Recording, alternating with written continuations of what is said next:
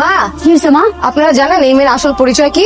কার? মেহরিনের। মেহেরিন লক্ষ্মী একটা মানুষ, ওরে আমি অনেক ভুল বুঝতাম। ধনী গরিব দিয়ে তো আর মানুষ বিচার হয় না মা। এই মেয়ে আপনাদেরকে বোকা বানাচ্ছে পরিচয় লুকায়, বুঝছেন? ওকে আপনি জানেন? ও ফাহাদের এক্স গার্লফ্রেন্ড।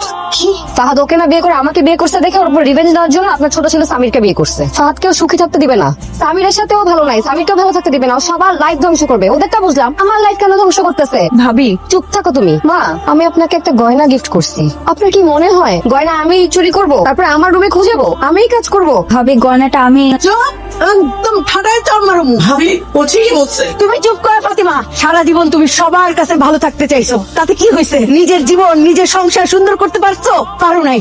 আরে তো একটা ঠান্ডা মাথার খুনি সাপ, সাদা সাপ বিয়ে করে ঘরে ঢুকাইছো সামির। আমরা একতরফা কথা শুনে আপনি একজনকে দোষ দিতে পারেন না। চুপ, একদম চুপ। অসভ্য দুশ্চরিত্র একটা মেয়ে লোক। বড় বৌমা যা বললো সব সত্যি। হ্যাঁ বাবা।